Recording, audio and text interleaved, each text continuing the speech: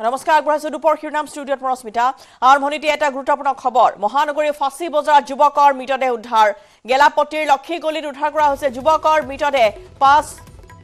পাটোদিয়া মাৰ্কেটত উদ্ধাৰ কৰা হৈছে যুৱকৰ ক্ষত বিক্ষত মৃতদেহ পাটোদিয়া মাৰ্কেটৰ তৃতীয় মহলাত যুৱকৰ মৃতদেহ উদ্ধাৰ কৰা ঘটনা চাঞ্চল্যৰ সৃষ্টি কৰিছে যুৱকৰ ক্ষত বিক্ষত মৃতদেহ উদ্ধাৰক লৈ চাঞ্চল্য দুৰ্বৃত্তই যুৱকজনক হত্যা কৰা সন্দেহ কৰা হৈছে ৰক্তাক্ত অৱস্থাত উদ্ধাৰ কৰা হৈছে যুৱকজনৰ মৃতদেহ যুৱকজনৰ পিছমূৰৰ পৰা ওলাই আছিল তেজ এই পৰ্যন্ত উদ্ধাৰ হোৱা নাই যুৱকজনৰ পৰিচয় ফাঁচী বজাৰ আৰক্ষীয়ে মৃতদেহ উদ্ধাৰ কৰিছে ঘটনা সন্দৰ্ভত ফাঁচী বজাৰ আৰক্ষী তদন্ত আৰম্ভ পুনৰ জনাও মহানগৰীৰ ফাঁচী বজাৰত যুৱকৰ মৃতদেহ উদ্ধাৰক লৈ চাঞ্চল্য দৃশ্যমিয়া দেখুৱাইছো আপোনালোকক ফাঁচী বজাৰ পাটোদিয়া মাৰ্কেটত এনে ধৰণৰ ক্ষত বিক্ষত অৱস্থাত এগৰাকী যুৱকৰ মৃতদেহ উদ্ধাৰ কৰা হৈছে গেলাপট্টিৰ লক্ষী গলিত উদ্ধাৰ কৰা হৈছে যুৱকৰ মৃতদেহ পাটোদিয়া মাৰ্কেটত যুৱকৰ মৃতদেহ উদ্ধাৰক লৈ চাঞ্চল্য বিৰাজ কৰিছে তৃতীয় মহলাত উদ্ধাৰ কৰা হৈছে এগৰাকী যুৱকৰ মৃতদেহ ক্ষত বিক্ষত অৱস্থাত মৃতদেহ উদ্ধাৰক লৈ চাঞ্চল্য বৰ্তমান ফাঁচী বজাৰত দুৰ্বৃত্তই যুৱকক হত্যা কৰাৰ সন্দেহ কৰা হৈছে ৰক্তাক্ত অৱস্থাত উদ্ধাৰ হৈছে যুৱকজনৰ মৃতদেহ কিন্তু যুৱকজনৰ পৰিচয় এই মুহূৰ্তলৈকে উদ্ধাৰ হোৱা নাই যুৱকজনৰ পৰিচয় জানিব পৰা হোৱা নাই পাটোদিয়া মাৰ্কেটৰ তেওঁ কৰ্মচাৰী আছিল নে আন কোনো স্থানৰ পৰা আহিছিল এগৰাকী যুৱক সেই সন্দৰ্ভত কোনো ধৰণৰ নিশ্চিত তথ্য আৰক্ষী এতিয়ালৈকে লাভ কৰা নাই কিন্তু পিছফালৰ পৰা তেজ ওলাই আছিল মূৰৰ পিছফালে আঘাত পাইছে যুৱকজনৰ পিছমূৰৰ পৰা তেজ ওলাই থকালৈ চাই যুৱকজনক কোনো দুৰ্বৃত্তই হত্যা কৰা বুলি সন্দেহ কৰা হৈছে যিহেতু আঘাত আছে যুৱকজনৰ শৰীৰত ক্ষত বিক্ষত অৱস্থাত যেহেতু মহানগৰীত এগৰাকী যুৱকৰ মৃতদেহ উদ্ধাৰ কৰা হৈছে পৰিচয় এতিয়ালৈকে যুৱকজনৰ উদ্ধাৰ হোৱা নাই ঘটনা সন্দৰ্ভত ফাঁচী বজাৰ আৰক্ষীয়ে তদন্ত আৰম্ভ কৰিছে যদিও এই মুহূৰ্তলৈকে যুৱকজনৰ পৰিচয় বা কোনে কি কাৰণত এই কাণ্ড সংঘটিত কৰিলে সেয়া জানিব পৰা হোৱা নাই এয়া যুৱকৰ মৃতদেহ উদ্ধাৰ কৰাক লৈ চাই যুৱকজনক কোনো দুষ্কৃতিকাৰীয়ে কোনো দুৰ্বৃত্তই হত্যা কৰা বুলি সন্দেহ কৰা হৈছে গেলাপট্টিৰ লক্ষীপট্টিত এই ঘটনা সংঘটিত হৈছে আমি জনাও যে ফাঁচী বজাৰত চাঞ্চল্য বিৰাজ কৰিছে যিহেতু পাটোদিয়া মাৰ্কেটত এগৰাকী যুৱকৰ মৃতদেহ উদ্ধাৰ কৰা হৈছে গেলাপট্টিৰ লক্ষী গলিত উদ্ধাৰ কৰা হ'ল এগৰাকী যুৱকৰ মৃতদেহ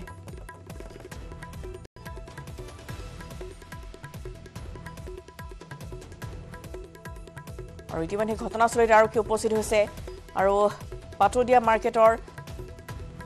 আন কৰ্মচাৰীসকল বৰ্তমান তাত উপস্থিত হৈছে যদিও এতিয়ালৈকে যুৱকজনৰ পৰিচয় লাভ কৰা নাই গেলাপট্টিৰ লক্ষী গলিত এগৰাকী যুৱকৰ মৃতদেহ উদ্ধাৰ কৰাক লৈ চাই চাঞ্চল্য বিৰাজ কৰিছে যুৱকজনক কোনে কেনেকৈ হত্যা কৰিলে তাক লৈ এতিয়া আৰক্ষীয়ে তদন্ত আৰম্ভ কৰিছে চিচিটিভি ফুটেজ ইতিমধ্যে উদ্ধাৰ কৰিছে আৰক্ষীয়ে আৰু পাটোদিয়া মাৰ্কেটৰ তৃতীয় মহলাত যুৱকজনক এটা কোঠাৰ ভিতৰত এনে ধৰণৰ ক্ষত বিক্ষত অৱস্থাত উদ্ধাৰ কৰা হৈছে ফাঁচী বজাৰ আৰক্ষীয়ে ঘটনাস্থলীত উপস্থিত হৈ ইতিমধ্যে মৃতদেহ উদ্ধাৰ কৰিছে যদিও পৰিচয় এতিয়ালৈকে জানিব পৰা হোৱা নাই যুৱকজন ফাঁচী বজাৰ আছিল নে অন্য কোনো স্থানৰ আছিল নে পাটোদিয়া মাৰ্কেটৰে কৰ্মচাৰী আছিল সেয়াও এই মুহূৰ্তলৈকে পোহৰে অনা বিৰিঞ্চিৰ হাতত কি তথ্য আছে আমি লাভ কৰিম বিৰিঞ্চি এটা ঘটনা পোহৰে আহিছিল গেলাপট্টিৰ লক্ষী গলিৰ এই যুৱকজন কোন বা কেনেধৰণে এই যুৱকজনৰ মৃতদেহ উদ্ধাৰ কৰা হ'ল কি তথ্য লাভ কৰিছে আপুনি নিশ্চয় অস্মিতা যে চাওক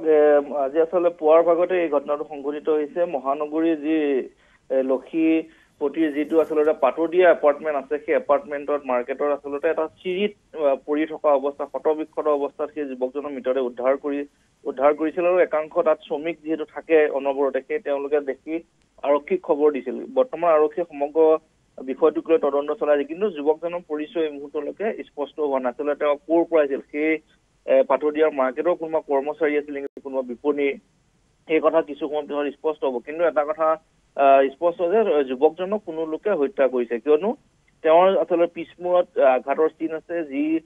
চিৰিত আচলতে পৰি যোৱাৰ পাছত এই পিছমূৰেদি আচলতে যথেষ্ট ৰক্তক্ষৰণ হৈছে আৰু হাত আৰু ভৰিতো যথেষ্ট আঘাতৰ চিন দেখা পোৱা গৈছে হয়তো নিশাৰ ভাগত কাৰোবাৰ লগত কিবা কটাকটি হৈছিল বা কিবা কথাত বাকবিতণ্ডা হৈ হয়তো কোনো লোকে যুৱকজনক টাৰ্গেট কৰি লৈছিল আৰু তাতে হয়তো পাটোদিয়া মাৰ্কেটৰে কৰ্মচাৰী আছিল নেকি তেওঁ নিশ্চয়কৈ সেই কথাখিনি আৰক্ষীয়ে চাই আছে হয়তো কিছু সময় পাছত স্পষ্ট হ'ব তেওঁৰ পৰিচয় কি তেওঁৰ ঘৰ ক'ত আচলতে তেওঁ সেই স্থানলৈ কিয় আহিছিল কাৰোবাৰ দোকানৰ কৰ্মচাৰী আছিল নেকি কাৰ লগত আচলতে নিশাৰ ভাগত তেওঁ চিৰিয়ে যিটো উদ্ধাৰ কৰা হৈছে গটিকে মূৰৰ পিছফালে যেটো তেজ ওলাই থকা বুলি কোৱা হৈছে বিৰিঞ্চি গটিকে সেই স্থানতে তেওঁক হত্যা কৰা হ'ল বা তেনে ধৰণৰ কিবা মাৰপিটৰ ঘটনা হয়তো সংঘটিত হ'ল নিশ্চয়কৈ আৰক্ষীয়ে প্ৰাথমিক অনুসন্ধানত আচলতে এটা কথা কৈছে যে আচলতে তেওঁৰ লগত হয়তো কাৰোবাৰ যেতিয়া হতাহতি হৈছিল তেওঁ হয়তো চাগে সেই সময়তে তেওঁক গটা মাৰি দিছিল বা তেওঁক পিছলৈ ঠেলি দিওঁতে তেওঁ হয়তো সেই চিৰিটোত পৰি যোৱাৰ পাছত যেতিয়া পিছমূৰত আঘাত পাইছিল সেই স্থানতে আচলতে তেওঁ পৰি গ'ল আৰু পৰৱৰ্তী সময়ত যাৰ লগত আচলতে তেওঁ হতাহতি হৈছিল সম্ভৱতঃ তেওঁলোক পলায়ন গৈছে গতিকে সেই কথাটো স্পষ্ট হৈছে তেওঁৰ লগত সেইখিনি জেগা যিহেতু সেইটো চিৰিটোৰি সেই বিল্ডিংটোৰ ওপৰলৈ উঠি যায় গতিকে সেই জেগাখিনি যথেষ্ট সেই জেগাটো ঠেক গতিকে সেইখিনিতে হয়তো কাৰোবাৰ লগত কিবা কথাৰ কটাকটি হ'ল আৰু হৈ আচলতে তেওঁৰ লগত সেই হতাহতি হোৱাৰ পাছৰ পৰ্যায়ত আচলতে তেনেধৰণৰ ঘটনা এটা সংঘটিত হ'ব পাৰে বুলি আৰক্ষীয়ে প্ৰাথমিক অনুসন্ধানত সেই কথাটো কৈছে কিন্তু কিছু সময় লাগিব কথাখিনি পোহৰলৈ আহোঁতে কিয়নো সেই স্থানত চিচিটিভি ফুটেজ থকাৰ সম্ভাৱনা আছে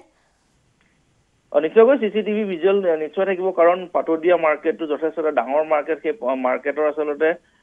যি আছে প্ৰৱেশদ্বাৰ সেই প্ৰৱেশদ্বাৰৰ সেই চিৰিতে যিহেতু ঘটনাটো হৈছে গতিকে চিৰি প্ৰৱেশদ্বাৰৰ সন্মুখত নিশ্চয়কৈ চিচিটিভি থাকিবই কাৰণ সকলো ব্যৱসায়িক মাৰ্কেটত তেওঁ সেই প্ৰতিষ্ঠানত চিচিটিভি আছে তেতিয়া স্পষ্ট হ'ব আচলতে যুৱকজন কাৰ লগত হতাহতি হৈছিল কাৰোবাৰ শ্ৰমিক তাত যিহেতু বহু শ্ৰমিক সেই স্থানত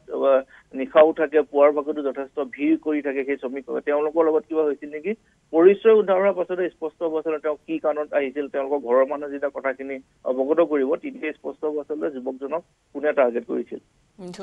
ধন্যবাদ আপোনালৈ আৰু এতিয়ালৈকে যুৱকজনৰ পৰিচয় লাভ কৰা হোৱা নাই পাতদিয়া মাৰ্কেটৰ চিৰিত উদ্ধাৰ কৰা হৈছে এগৰাকী যুৱকৰ বিক্ষত মৃতদেহ আৰু কোনো লোকৰ সৈতে কিবা মতানৈক্য হৈ বা সেই স্থানতে এনেদৰে চিৰিত পৰি ৰৈছিল পিছফালৰ পৰা এনেধৰণে তেজ ওলাই গৈছে আৰু সেই স্থানতে হয়তো যুৱকজনৰ মৃত্যু হ'ল গেলাপতিৰ লক্ষীগলিত ইতিমধ্যে এই যুৱকৰ মৃতদেহ উদ্ধাৰ কৰাক লৈ চাঞ্চল্য বিৰাজ কৰিছে ঘটনাস্থলীত আৰক্ষী উপস্থিত হৈ যুৱকৰ মৃতদেহ উদ্ধাৰ কৰিছে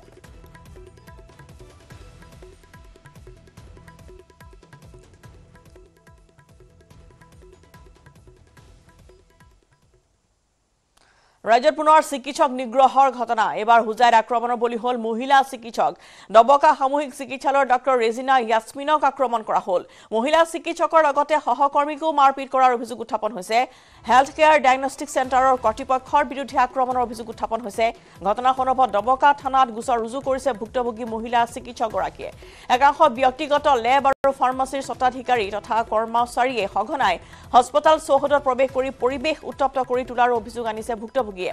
ব্যক্তিগত ফাৰ্মাচীৰ কথা মতে চিকিৎসকে ঔষধ নিলিখিলেও মাৰপিট কৰাৰ ভাবুকি দিয়াৰ অভিযোগ লিখা আছে এজাহাৰত এফালে ভুক্তভোগী মহিলা চিকিৎসকৰ অভিযোগ নটছাট কৰিছে হেল্থ কেয়াৰ ডায়গনষ্টিক চেণ্টাৰ কৰ্তৃপক্ষই বৰঞ্চ একাংশ লোকক লগত লৈ মহিলা চিকিৎসকগৰাকীহে হেল্থ কেয়াৰ ডায়গনষ্টিক চেণ্টাৰ লণ্ডভণ্ড কৰাৰ অভিযোগ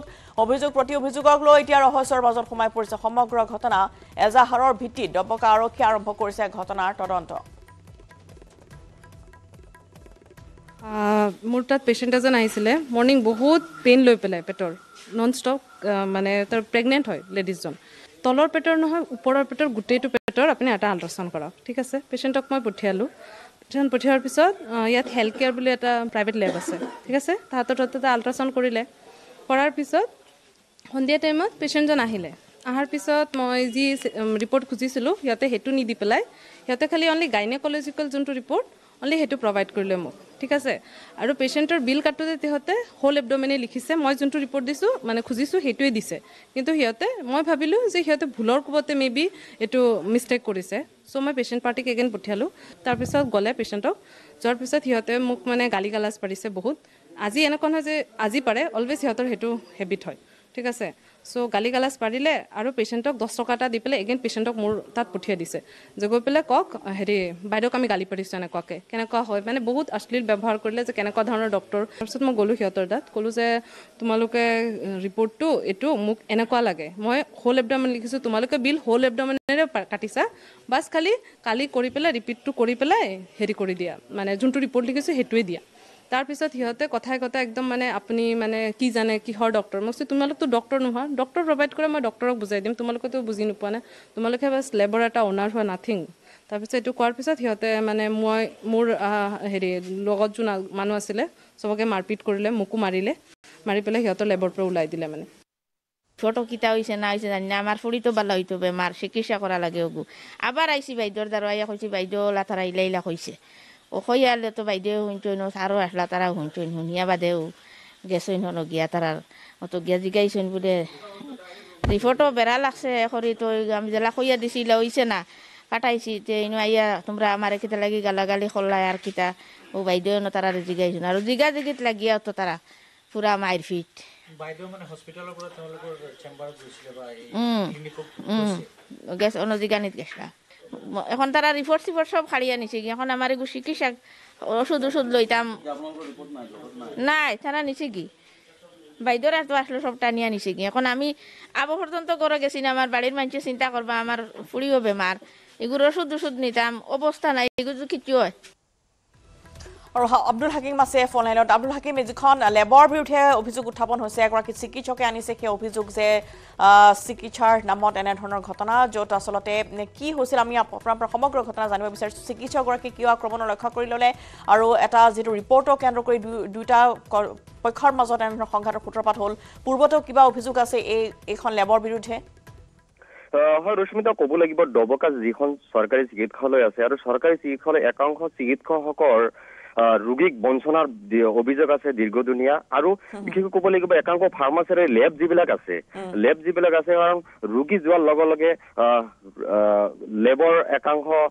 ব্যক্তিয়ে বা কৰ্মচাৰী বা মালিক পক্ষ বা ফাৰ্মাচীৰ মালিকবোৰে ৰোগীৰ হাতৰ পৰা প্ৰেছক্ৰিপশ্যনটো লৈ তেওঁলোকৰ ফাৰ্মাচীত যাব লাগে আৰু নতুন ডক্টৰ যেতিয়া এই হস্পিটেলখনত যোগদান কৰে তাৰপিছত তেওঁলোকক বিভিন্ন ধৰণৰ ভাবুকি প্ৰদান কৰা হয় একাংশ ফাৰ্মাচী বা লেবৰ কৰ্মচাৰীসকলে আৰু ইতিপূৰ্বে জানিব পাৰিছে যিগৰাকী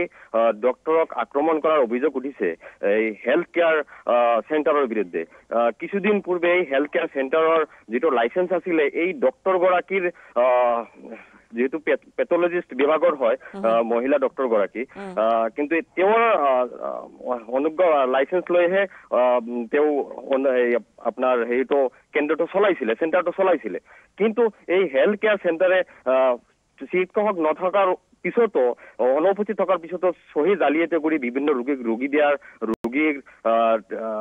আপোনাৰ তথ্য দিয়াৰ বা আপোনাৰ ৰিপৰ্ট দিয়াৰ তেওঁলোকৰ অনুজ্ঞাপত্ৰ নাই অনুজ্ঞাপত্ৰ প্ৰথম অৱস্থাত তেওঁৰ লাইচেন্স দিহে পেথলজিষ্টৰ ডক্টৰৰ লাইচেন্স দিহে তেওঁলোকে চলাইছিলে এতিয়া বেলেগ ডক্টৰৰ তথ্য বা অনুজ্ঞাপত্ৰ লৈ তেওঁলোকে চলাই আছে কিন্তু ক'ব লাগিব ডবকা চিকিৎসালয়ত যি ধৰণৰ চৰকাৰী চিকিৎসক যি ধৰণৰ ৰোগীসকলক চাব লাগে তেওঁলোকে চোৱা নাই নিজৰ ব্যক্তিগত তেওঁলোকে কি কোম্পানী খুলি লৈছে আৰু এই বিষয়ে টেষ্টৰ বাবে পঠিওৱা হৈছিল সেই টেষ্ট এইখন চিকিৎসালয়ত নাছিল চৰকাৰী চিকিৎসালয়খনত আৰু চৰকাৰী চিকিৎসালয় ক'ব লাগিব চৰকাৰী চিকিৎসালয় যিগৰাকী ভাৰপ্ৰাপ্ত সুপাৰিনটেণ্ডেণ্ট আছে আকন্দ জানিব দিয়া মতে বা আইডিয়া তথ্য জানিব দিয়া মতে মহিলাসকলৰ গৰ্ভৱতী মহিলাসকল যিটো টেষ্ট কৰা হয় এই হেল্থ কেয়াৰৰ লগত তেওঁলোকে সুপাৰিনটেণ্ডেণ্ট গৰাকী জইনিং কৰি বা সুবিধা দিছে যে হস্পিটেলত তেনেকুৱা ধৰণৰ সুবিধা নাই আৰু বিশেষ ক'ব লাগিব এক কলা বজাৰ সাম্ৰাজ্য সৃষ্টি হৈছে ডবকা চিকিৎসালয়ৰ ভিতৰত আৰু এই সম্পূৰ্ণ বিষয় যুটীয়া স্বাস্থ্য বিভাগ যিটো হোজাই জিলা যুটীয়া স্বাস্থ্য সঞ্চালক আছে তেওঁ অৱগত কিন্তু ৰহস্যজনকভাৱে তেওঁলোকে ভূমিকা পালন কৰিছে আৰু ডবকা চিকিৎসালয় চৰকাৰী চিকিৎসালয়ৰ চৌহদত একাংশ চিকিৎসককে চেম্বাৰ বনাই ব্যক্তিগত কোৱাৰ্টাৰৰ লগতে চেম্বাৰ বনাই ৰোগী চাই আছে আৰু তেওঁলোকে লৈ আছে কিন্তু ইয়াৰে ভুক্তভোগী হৈছে এনেদৰে সাধাৰণ মহিলাসকল বা সাধাৰণ ৰাইজ ধন্যবাদ জনাইছো আব্দুল হাকিম আমি আপোনালৈ ৰাজ্যত পুনৰ এনেধৰণৰ ঘটনা সংঘটিত হৈছে য'ত আচলতে চিকিৎসা কৰিবলৈ গৈ বঞ্চনাহে সন্মুখীন হ'বলগীয়া হ'ল এগৰাকী গৰ্ভৱতী মহিলা আৰু এটা ডায়গনষ্টিক চেণ্টাৰৰ বিৰুদ্ধে অভিযোগ আনিছে এগৰাকী চিকিৎসকে সমগ্ৰ ঘটনা সন্দৰ্ভত ইতিমধ্যে আমি জনাইছোঁ যে ডবকা সামূহিক চিকিৎসালয়ত এনেধৰণৰ এগৰাকী গৰ্ভৱতী মহিলা চিকিৎসা কৰিবলৈ গৈ বঞ্চনাৰ সন্মুখীন হ'বলগীয়া হৈছে মহানগৰ ফাঁচী বজাৰত যুৱকৰ মৃতদেহ উদ্ধাৰ গেলাপতিৰ লক্ষীগলিত উদ্ধাৰ কৰা হৈছে যুৱকৰ মৃতদেহ পাটদিয়া মাৰ্কেটত আমি জনাইছোঁ যে এগৰাকী যুৱকৰ মৃতদেহ উদ্ধাৰ কৰা হৈছিল পাটদিয়া মাৰ্কেটৰ তৃতীয় মহলাত এইগৰাকী যুৱকৰ মৃতদেহ উদ্ধাৰ কৰা হৈছে এতিয়ালৈকে চিনাক্ত হোৱা নাই কিন্তু ইতিমধ্যে ঘটনাস্থলীত আৰক্ষী উপস্থিত হৈছে যুৱকজনৰ মৃতদেহ উদ্ধাৰ কৰিছে যুৱকজনক কোনো দুৰ্বৃত্তই সেই স্থানত হত্যা কৰাৰ সন্দেহ কৰা হৈছে আৰু ৰক্তাক্ত অৱস্থাত উদ্ধাৰ কৰা হ'ল এইগৰাকী যুৱকৰ মৃতদেহ দীপাংকৰ ইতিমধ্যে ঘটনাস্থলীত উপস্থিত হৈছে গৈ আমি সবিশেষ খবৰ লাভ কৰিম দীপাংকৰ আমি আপোনাৰ পৰা জানিব বিচাৰিছোঁ এই মুহূৰ্তত ফাঁচী বজাৰত যিগৰাকী যুৱকৰ মৃতদেহ উদ্ধাৰ কৰা হৈছে সেই যুৱকজনৰ পৰিচয় লাভ কৰা হৈছে এতিয়ালৈকে নিশ্চয় সমগ্ৰ ঘটনাক লৈ ফাঁচী বজাৰত এই চাঞ্চল্যকৰ পৰিৱেশ সৃষ্টি হৈছে আৰু খবৰটো যিমানেই বিয়পি পৰিছে সিমানেই আতংকৰ পৰিৱেশ বিৰাজ কৰিছে কাৰণ এজন যুৱকৰ মৃতদেহ তাকো ৰক্তাক্ত অৱস্থাত উদ্ধাৰ হৈছে আৰু এই ঘটনাই কোনো এজন লোকেই কিন্তু সহজভাৱে মানি ল'ব পৰা নাই ক'ৰ পৰা কিদৰে যুৱকজন আহিল এখন ব্যৱসায়িক প্ৰতিষ্ঠানত তাৰপিছত সেই ব্যৱসায়ৰ যিটো বিল্ডিং আছে তাৰ থাৰ্ড ফ্ল'ৰত যুৱকৰ মৃতদেহটো উদ্ধাৰ কৰা হৈছে প্ৰথম অৱস্থাত ইয়াৰ আৱাসীসকলে সেই যুৱকৰ মৃতদেহ পোৱা প্ৰত্যক্ষ কৰিছিল আৰু তাৰপিছত স্থানীয় ফাঁচী বজাৰ আৰক্ষীক খবৰ দিছিল আৰু এই মুহূৰ্তত ঘটনাস্থলীত ফাঁচী বজাৰ আৰক্ষী আহি উপস্থিত হৈছে মেজিষ্ট্ৰেট উপস্থিত হোৱাৰ পিছতে কিছু সময়ৰ পিছত মৃতদেহটো চমজি আৰক্ষীয়ে মৰণোত্তৰ পৰীক্ষাৰ বাবে প্ৰেৰণ কৰিব গতিকে আনুষ্ঠানিকতা আৰক্ষী ঠিকেই আছে কিন্তু ক'ৰ পৰা কিদৰে যুৱকজন আহিল এই সমগ্ৰ ঘটনা কিন্তু বৰ্তমানৰ ৰহস্যৰ আৱৰ্তত আছে আৰু মই সেই পাতদীয়া মাৰ্কেটতে উপস্থিত আছোঁ আৰু ইয়াৰ পৰা যদি মই পৰিৱেশ দেখুৱাওঁ মই ভিতৰলৈ যাম কিন্তু ভিতৰলৈ যোৱাৰ পূৰ্বে মই প্ৰথমে বাহিৰৰ পৰিৱেশ দেখুৱাই লৈছোঁ দৰ্শকসকলক যে বৰ্তমান এই ফাঁচী বজাৰৰ যিটো TRP ৰোড বুলি কোৱা হয় এয়া TRP ৰোডৰ ব্যস্ত পৰিৱেশ তাত বৰ্তমান একাংশ উচ্চুক জনতা বৰ্তমান ভিৰ কৰা পৰিলক্ষিত হৈছে দীপাংকৰ এই পাতদীয়া মাৰ্কেটখন কিহৰ মাৰ্কেটত কি প্ৰতিষ্ঠান আছে কেনে ধৰণৰ প্ৰতিষ্ঠান আছে তাতেই কাম কৰা বা কৰ্মচাৰী হ'ব পাৰে নেকি এগৰাকী যুৱক নিশ্চয় অস্মিতা যুৱকজনক প্ৰথমে এই স্থানত কোনেও দেখা নাছিল অৰ্থাৎ যুৱকজন অচিনাক্ত তেওঁৰ কোনো পৰিচয় সন্দৰ্ভত কিন্তু কোনো এজন লোক জ্ঞাত নহয় কিন্তু যিটো স্থানত আমি উপস্থিত আছোঁ এই মুহূৰ্তত এয়া কিছু গুদাম অৰ্থাৎ প্লাষ্টিক সামগ্ৰী যি বজাৰত ব্যৱসায় হয় বা বিক্ৰী হয় সেই তেনেধৰণৰ সামগ্ৰী ইয়াত মজুত থাকে আৰু তেনেকুৱা ধৰণৰ এটা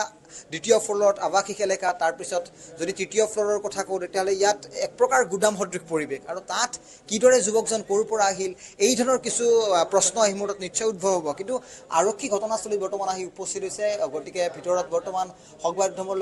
লোক এক প্ৰকাৰ প্ৰৱেশ নিষিদ্ধ কৰিছে কিন্তু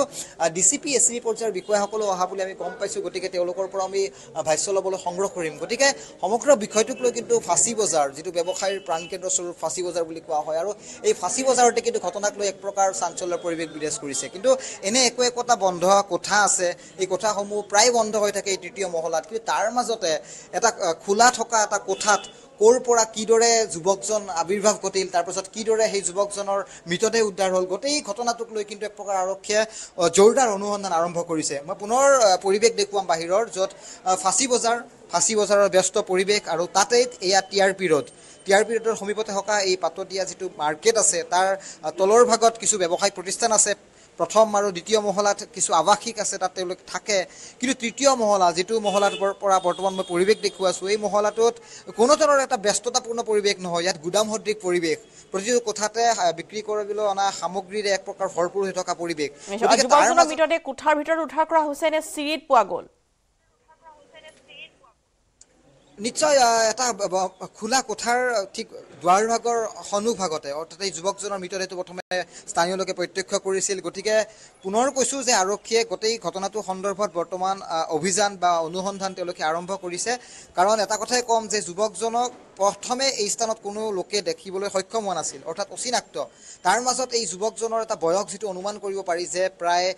28ৰ পৰা 30 বছৰ এটা অনুমান কৰা হৈছে যে যুৱকজনৰ বয়স তাৰ পাছত সেই যুৱকজনৰ সমগ্ৰ শৰীৰতে যদি চোৱা যায় কেইবা স্থানতো আঘাতৰ এক প্ৰকাৰ চিন স্পষ্ট হৈ আছে গতিকে কোনো দুৰ্বৃত্তই সেই যুৱকজনক হত্যা কৰিছে নেকি এই ধৰণৰ কিন্তু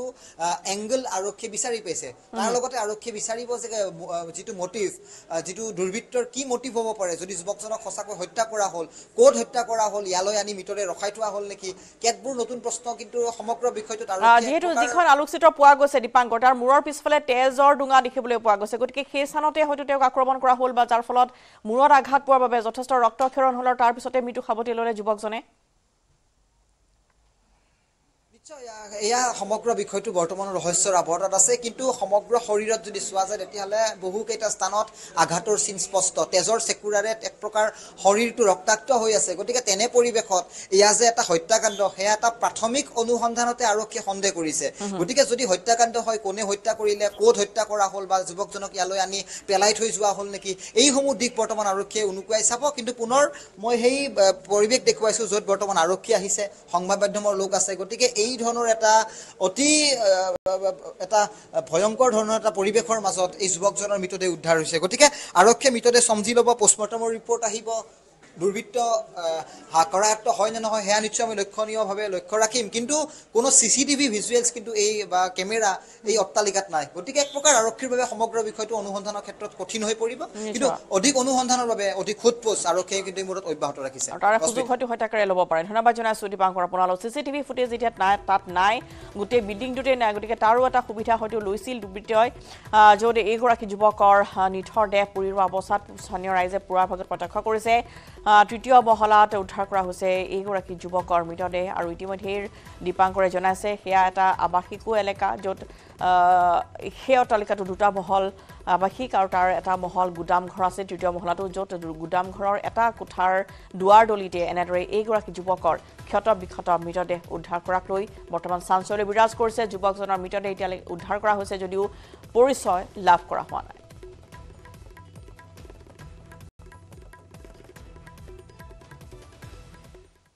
খবৰ আছে দুপৰ সংবাদৰ সময় হলে টিভিৰতে এইটো মাইথান ষ্টিল নহয় ওচৰ চুবুৰীয়াসকলে লগাইছে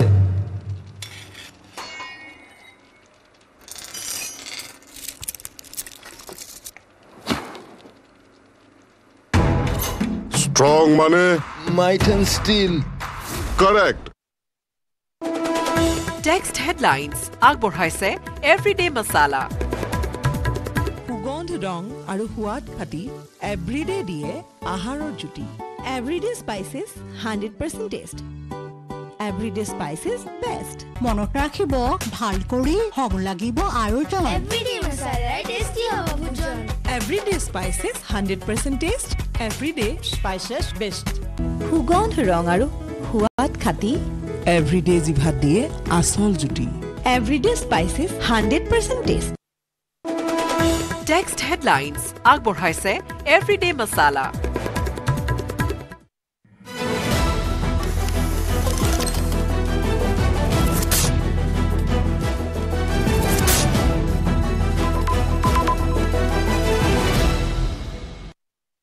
বিচাৰি সেয়া আছিলে 1974 চনৰ কথা তেতিয়াই সেই স্যাটেলাইটটো উৎক্ষেপণ কৰা হৈছিল স্যাটেলাইটটো উৎক্ষেপণ কৰিছিল আমেৰিকাৰ স্যাটেলাইট আৰু কেইটামান দিন স্যাটেলাইটটো থাকিল মহাকাশত তাৰ পিছত হঠাৎ 1990 চনত স্যাটেলাইটটো হেৰাল ক'ত সন্ধানহীন হ'ল কাৰো খবৰ নাই কোনেও বিচাৰিয়েই নাপালে তাৰ পিছত সুদীৰ্ঘ এটা দুটাকৈ বছৰ পাৰ হ'ল দুটা দশক পাৰ হৈ 25 বছৰ তেনেকৈ পাৰ হৈ গ'ল আৰু এতিয়া স্যাটেলাইটৰ সন্ধান ওলাইছে হঠাৎ যোৱাটো সপ্তাহত এডল বিজ্ঞানীয়ে এই স্যাটেলাইটৰ অৱস্থিতি পুনৰ ৰেডাৰত ধৰা পেলাবলৈ সক্ষম হৈছে এবাৰ ভাবি চাওকচোন স্যাটেলাইট এটা যেতিয়া মহাকাশত হেৰাই স্যাটেলাইট অৰ্থাৎ ভাৰতৰ পৰা যিসমূহ মহাকাশযান উৎক্ষেপণ কৰা হয় সেয়া পৃথিৱীৰ আশে-পাশে ঘূৰি থাকে বা নিৰ্দিষ্ট স্থান এটাৰ পৰা আসলতে নিজৰ কাম-কাজবোৰ কৰি নিয়ে সেই স্যাটেলাইটটোৱে তেনেকুৱা ধৰণে বিভিন্ন স্যাটেলাইট আছে বা পৃথিৱীৰ পৰিক্ৰমা কৰা তেনেকুৱা প্ৰায় 27000 মান স্যাটেলাইটে কক বা তেনেকুৱা বিশেষ সামগ্ৰীয়ে কক বা যান বুলিয়ে কক পৃথিৱীৰ চাৰিওফালে ঘূৰে ইয়াৰে মাজত বহু ডিফাংক্ট অৰ্থাৎ সেই স্যাটেলাইটসমূহৰ কোনো কাম নাই তেনেকুৱা স্যাটেলাইটেও গোটেই পৃথিৱীৰ পৰিক্ৰমা কৰি থাকে পৃথিৱীৰ চাৰিওফালে নিজৰ কক্ষপথত ঘূৰি থাকে বহু স্যাটেলাইটৰ কেতিয়াবাই ম্যাদ উকলিছে বা বহু স্যাটেলাইট এনেকুৱাও আছে যি নিৰ্দিষ্ট সময়খিনিত যি কাম কৰিবলগীয়া আছিলে সেই কামখিনি কৰিছে সমাপ্ত হ'ল আৰু তাৰ পিছত স্পেচ জাংক ৰূপে বা মহাকাশৰ আৱৰ্জনা হিচাপে মহাকাশৰ আৱৰ্জনা হৈ থাকি গ'ল চিৰকালৰ বাবে সেই স্যাটেলাইটবিধ তেনেকুৱা বহু কথা আমি মাজে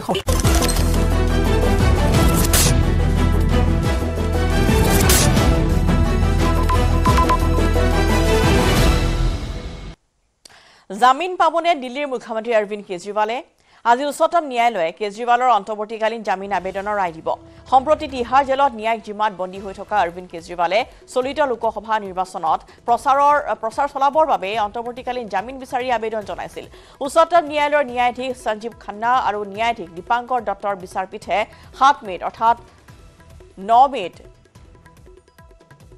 আৰু আজি দিনটোত কেজৰিৱালৰ অন্তৰ্বৰ্তীকালীন জামিন আবেদনৰ ৰায় দান কৰিবলৈ ঘোষণা কৰিছিল আৰু দিল্লীৰ মুখ্যমন্ত্ৰী তথা আম আদমি পাৰ্টিৰ ৰাষ্ট্ৰীয় আহ্বায়ক অৰবিন্দ কেজৰিৱাল তিহাৰ কাৰাগাৰত ন্যায়িক জিম্মাত বন্দী হৈ আছে 21 মাৰ্চত ইডিয়ে দিল্লীৰ খুৰা নীতি কেলেংকাৰীত জড়িত অভিযোগত কেজৰিৱালক গ্ৰেপ্তাৰ কৰিছিল লক্ষণীয়ভাৱে কেজৰিৱালক কেন্দ্ৰীয় বলবৎকাৰী সংস্থাটোৱে কৰা গ্ৰেপ্তাৰ বিৰুদ্ধে জনোৱা আবেদন উচ্চতম ন্যায়ালয়ে দুটাকৈ ভাগত ভাগ কৰি শুনানি গ্ৰহণ কৰিছিল এটা ভাগত কেন্দ্ৰীয় বলবৎকাৰী সংস্থাটোৱে কৰা গ্ৰেপ্তাৰ অবৈধ বুলি কেজৰিৱালে কৰা দাবী লৈ শুনানি গ্ৰহণ কৰাৰ বিপৰীতে আনটো ভাগত ৰখা হৈছিল চলিত লোকসভা নিৰ্বাচনৰ প্ৰতি লক্ষ্য ৰাখি অন্তৰ্বৰ্তীকালীন জামিন বিচৰাৰ বিষয়টোক লৈ 9 এপ্ৰিলত দিল্লী উচ্চ ন্যায়ালয়ে কেজৰিৱালৰ গ্ৰেপ্তাৰ অবৈধ নহয় বুলি ৰায় দিছিল আৰু ইয়াৰ পিছতে কেজৰিৱাল উচ্চতম ন্যায়ালয়ৰ কাষ চাপিছিল আনহাতে দিল্লী উচ্চ ন্যায়ালয়ে 7 মেত কেজৰিৱালৰ ন্যায়িক জিম্মাৰ ম্যাদ 20 মে পৰ্যন্ত বৃদ্ধি কৰিছিল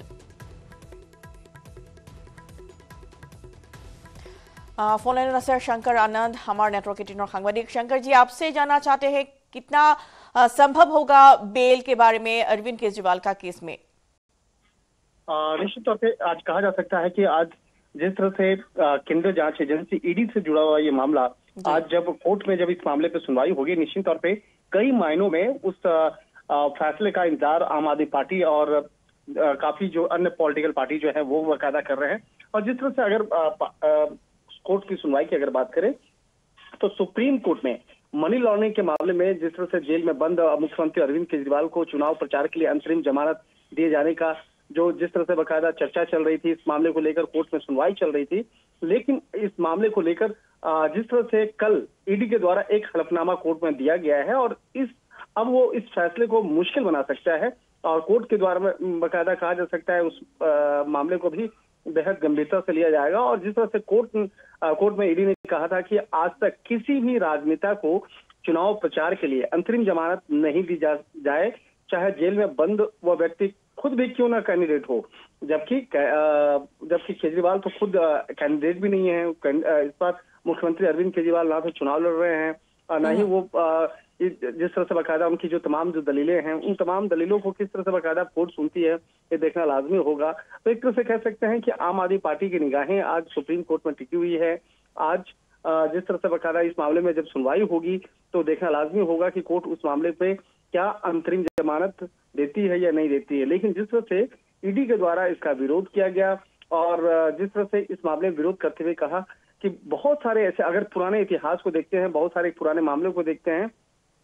और कई ऐसे उदाहरण में मिलते हैं कि अपराधी जेल से ही चुनाव लड़ा और जीत भी गया लेकिन उन्हें कभी भी इस आधार पर जमानत नहीं मिला जो जमानत मुख्यमंत्री अरविंद केजरीवाल चाहते हैं जी शंकर आनंद ऐसे भी सुने में आया था कि बेल होने के बाद भी अगर जामीन मिल भी जाए उनको बेल मिल भी जाए उसके बाद भी सीएम का जो दायित्व है वो निभा नहीं पाएगा ऐसा कुछ है क्या निश्चित तौर पर देखिए बहुत सारे ऐसे टर्म्स एंड कंडीशंस के बारे में बातचीत हुई थी कि अंतरिम जमानत अगर दी जाती है तो अंतरिम जमानत के लिए क्या क्या प्रावधान होंगे या किस तरह से टर्म्स एंड कंडीशंस होंगे क्या वो चुनाव प्रचार कर सकते हैं या नहीं कर सकते हैं तो इस तरह के बहुत सारे टर्म्स एंड कंडीशन के मामलों पर कोर्ट में सुनवाई के दौरान जरूर चर्चा हुई थी और एक तरह से कह सकते हैं कि उन तमाम शर्तों पर मुख्यमंत्री अरविंद केजरीवाल की तरफ से जो वकील हैं वो तमाम बातों को मान भी रहे थे कोर्ट में कि ठीक है उन तमाम शर्तों का पालन किया जाएगा जो भी कोर्ट का ऑर्डर होगा कोर्ट का निर्देश होगा उन तमाम निर्देशों का पालन किया जाएगा तो एक तरह से ऐसा फील हो रहा था जैसे जिस तरह से ऑब्जर्वेशन था कोर्ट का कि अब जल्द ही मुख्यमंत्री अरविंद केजरीवाल को जमानत मिल जाएगा और इस मामले में तमाम सुनवाई की जो प्रक्रिया है वो पूरी हो चुकी है आज सिर्फ फैसला दिया जाना है लेकिन फैसले के ठीक एक दिन पहले जिस तरह से ईडी के द्वारा कल एक अंतरिम बाकायदा जो जिस तरह तमाम डॉक्यूमेंट्स दिए गए हैं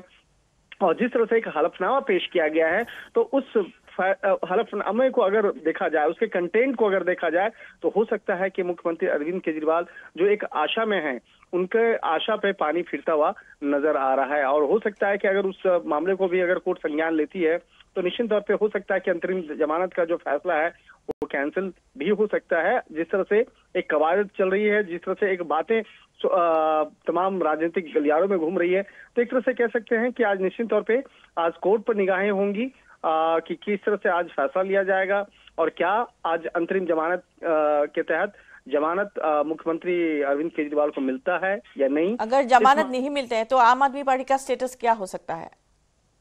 निश्चित तौर पे अगर देखिए अगर मुख्यमंत्री अरविंद केजरीवाल को जमानत नहीं मिलता है या अंतरिम जमानत नहीं मिलता है तो ये एक आम आदमी पार्टी के लिए बहुत बड़ा झटका होगा, क्योंकि आम आदमी पार्टी में आज की तारीख में सबसे बड़ा चेहरे के तौर पर अगर किसी को जाना जाता है तो मुख्यमंत्री अरविंद केजरीवाल को जाना जाता है। और अगर मुख्यमंत्री अरविंद केजरीवाल को अंतरिम जमानत नहीं मिलता है तो कहीं न कहीं आम आदमी पार्टी की जो उत्साह है उस पर उसका असर पड़ेगा और चुनाव प्रचार में भी उसका असर देखने को मिल सकता है। जी शुक्रिया शंकर राणा जी। और এতিয়া দুখৰ হৈ আছে আসলতে দিল্লীৰ মুখ্যমন্ত্ৰী অৰবিন্দ কেজৰিৱালে জামিন পাবনে নাই আৰু অন্তৰ্বৰ্তীকালীন জামিন যদি তেওঁ লাভো কৰে তেতিয়াহ'লে তেওঁ কোনো ধৰণৰ নিৰ্বাচনী প্ৰচাৰ সভাত বা প্ৰচাৰ অভিযানত অংশগ্ৰহণ কৰিব নোৱাৰিব আৰু আদালতৰ যিয়ে ৰায় হ'ব সকলো মানি চলিবলৈ বদ্ধপৰিকৰ বা সকলো গ্ৰহণ কৰিব বুলি ইতিমধ্যে অৰবিন্দ কেজৰিৱালে জনাইছে। কিন্তু তিহাৰ জেলতে এতিয়া বন্দী হৈ থকা অৰবিন্দ কেজৰিৱালৰ এতিয়া আসলতে জামিনত মুকলি হৈ আহিব পাৰিবনে নাই সেয়া এতিয়াও ধূসৰ। আজি উচ্চতম ন্যায়ালয়ে কেজৰিৱালৰ অন্তৰ্বৰ্তীকালীন জামিন আবেদনৰ ৰায় প্ৰদান কৰিব যদিও কি সেয়া ৰায় হ'ব সেয়া এতিয়াও কোনো ক'ব নোৱাৰিব, যেহেতু তিহাৰ জেলত ন্যায়িক জিম্মাত এতিয়ালৈকে অৰবিন্দ কেজৰিৱাল বন্দী হৈ আছে আৰু তেওঁ যদি জামিন লাভো কৰে তেতিয়াহ'লে তেওঁ কিন্তু কোনো ধৰণৰ প্ৰচাৰ অভিযানত অংশগ্ৰহণ কৰিব নোৱাৰিব।